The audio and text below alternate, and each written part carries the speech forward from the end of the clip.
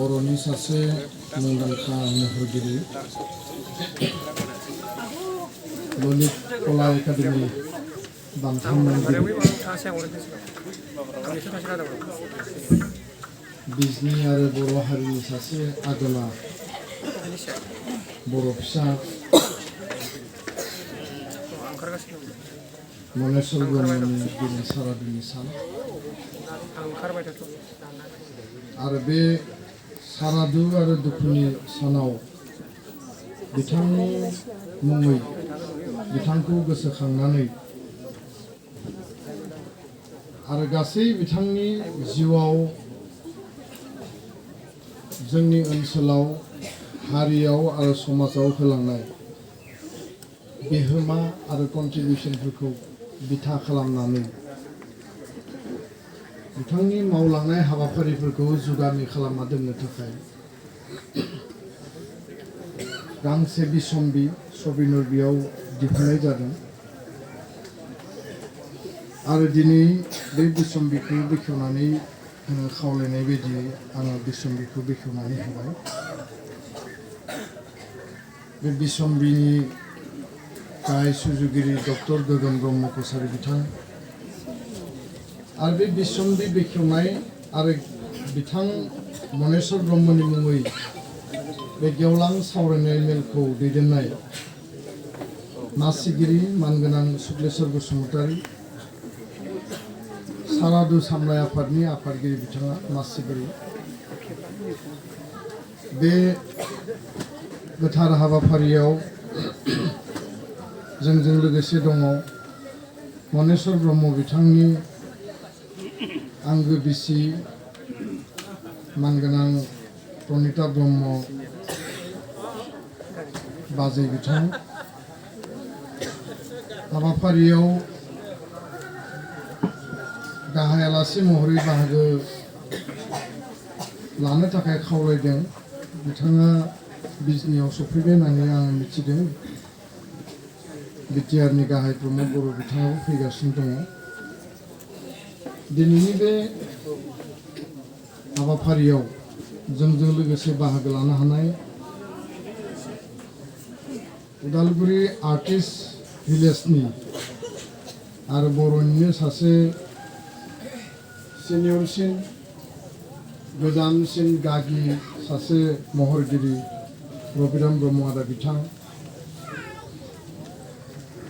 मानगोनां सुबुंसा मोसाहारि बिथां हरकान्त बर' मानगोनां बिथां रजनिकान्त बर' मानगोनां बिथां बेयाव सुबाइजार समस्तिनि MCLA प्रभात बसुमतारी मानगोनां बिथां बर' थुनलाइ आफाद ट्राइबेल संघ दुलाराय बर' फरायसा आफादनि गुबुन गुबुन जोंनि दैदेनगिरि नोंथांमोन एबसुनि चिरां जिल्लानि आफादगिरि दिलीप बसुमतारी बिथां आरो गोबां जोंनि स्कुल कलेजनि मानगोनां प्रिन्सिपाल दङ प्रफेसार बिथांमोन दङ टिचार्स बिथांमोन दङ गुबुन गुबुन जायगानिफ्राय सफैनो हानाय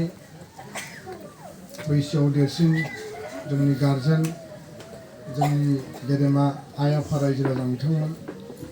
आङो निमाहा बिगोन बयनिबो मुंखौ आङो लानो सानाखिसै समनि थाखाय आङो गासैखौबो गोसो गोरबोनिफ्राय दिनैनि बे सारादुनि सानाव बाहागो लानायनि थाखाय गिबियावनो आङो खुलुमनायखौ बावहरबाय आरो रुंसारि मनेश्वर ब्रह्म बिथांनि सोरगोआरि जिउमानि अराय आलो गोजोननि थाखाय सोरगोआव जाहाथे आलो गोजोनै थायो आरो बिथाङा जोंखौ आनज्रायलांदोंब्लाबो अबथिरायै आनज्रायलांदों बिथाङा दानो रुंसारि जानो बा जोंनि गेजेरनिफ्राय नागारलांनो थाखाय सम जायाखैमोन हरखाबै थांनाय 22 नभेम्बर सानखालि बे अक्ट'आव फुंबिलिनि समाव देहानि उसुबिदानि थाखाय बिथाङा हरखाब जोंनि गेजेरनिफ्राय आनज्रायलांदों। बे मोनसे आनटाइमलि डेट आरो जोङो रावबो बर' फिसाया अबथिरायै रावनिबो जिउ गोमानायखौ जों मालाबा हास्थाया आरो बेखायनो बेबायदि रुंसारि जानाया बेबायदि थैनाया अबथिरायै आनटाइम जि डेट बेयो जोंखौ गोसोआव जोबोद दुखु होयो आं बेखायनो आफा इसोरनि खाथियाव आरज गाबदों बिथांनि सोरगोआरि जिउमाया अराय आलो गोजोनै थाहैयो आरो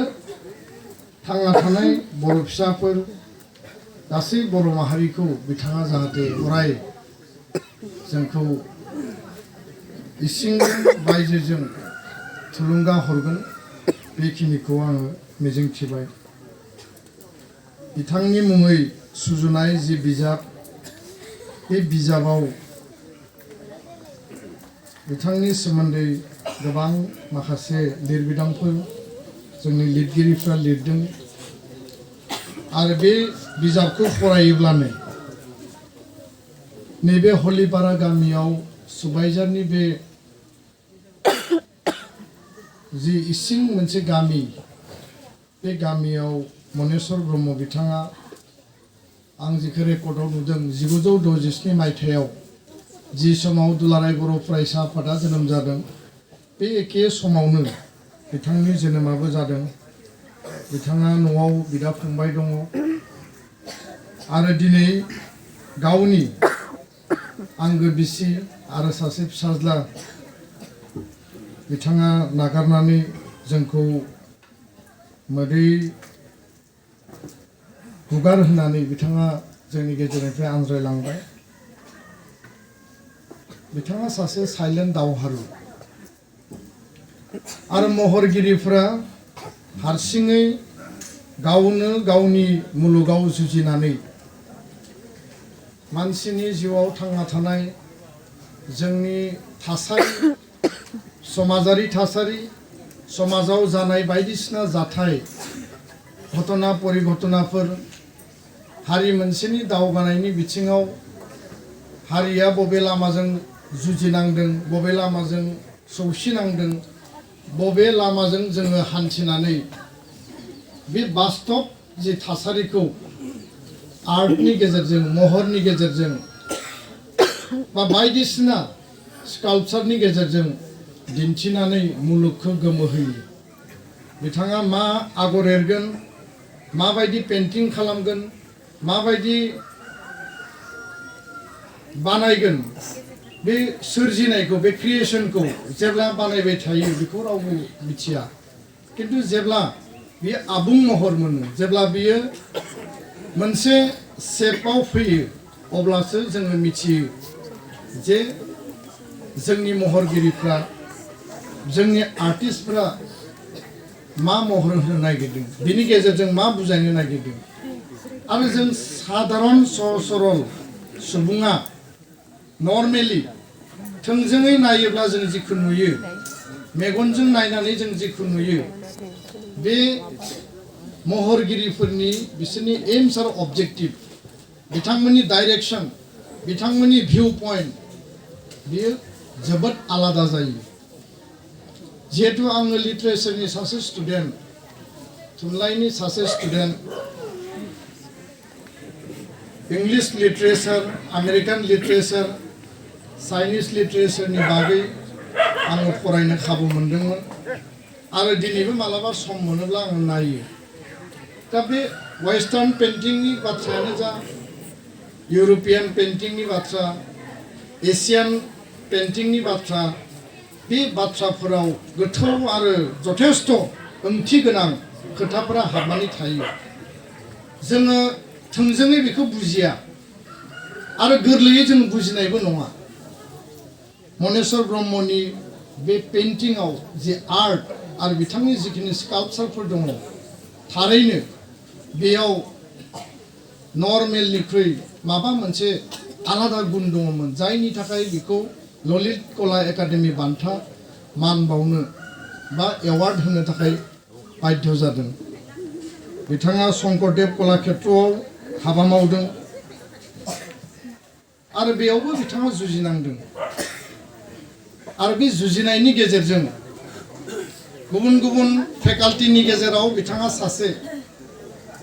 जेला सभा ब्रह्म सारा थांनानै दङमोन माब्लाबा आङो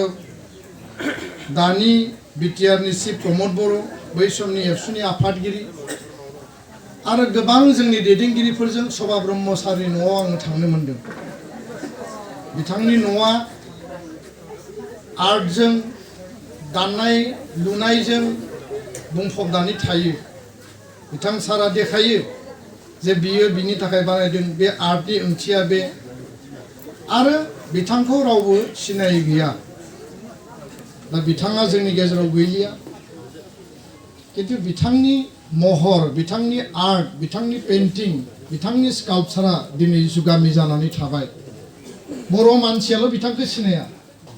पृथिबीनि मानसिया सिनायो भारतनि मानसिया सिनायो आरो बिथांनि पेइन्टिंआ मुलुग दरबाराव सौहैबाय एखे रोखोमैनो मनेश्वर ब्रह्म बिथांनि पेइन्टिं बिथांनि आर्टआबो मुलुगनि गुबुन गुबुन जायगायाव सौहैदों बिथांमोना कोनो दावराव दावसि खालामनानै खामानि मावग्रा मानसि नङा बिथांमोना गोबां बेबायदि अनारबो लुबैया पाब्लिक प्लेसाव बिथांमोना दैनन्दिन जिउआव बांद्राय बेबायदि थानोबो खाबु मोना जेरैबायदि जोंहा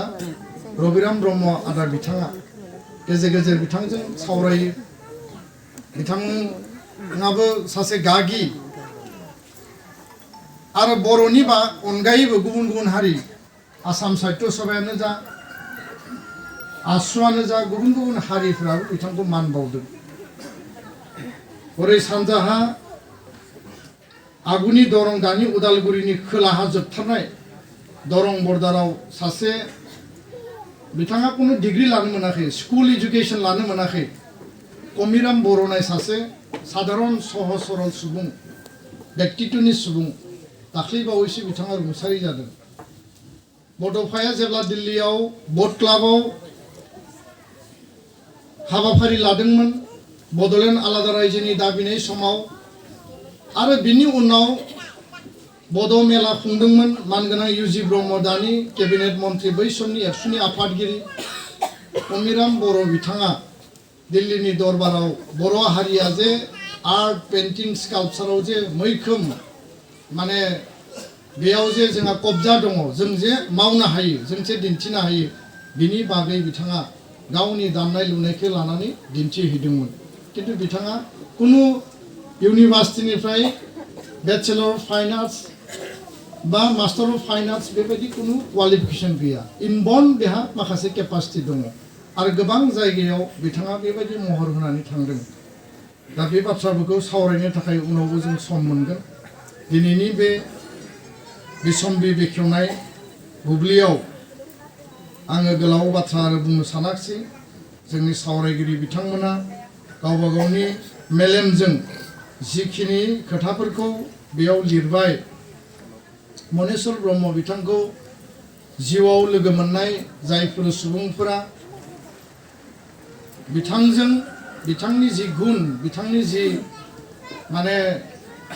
जि एक्सपिरियेन्स बिथांनि जि पार्सनेलिटी गासै बिथिंखौ बेयाव लिरनानै दोननाय जादों आरो मिजिंथियो बिथाङा जिखिनि हाबा मावबाय बे हाबा मावनायखौ जोङो दिनै सारादु फोजोबनानै बिथाङा हलिपारानिमोन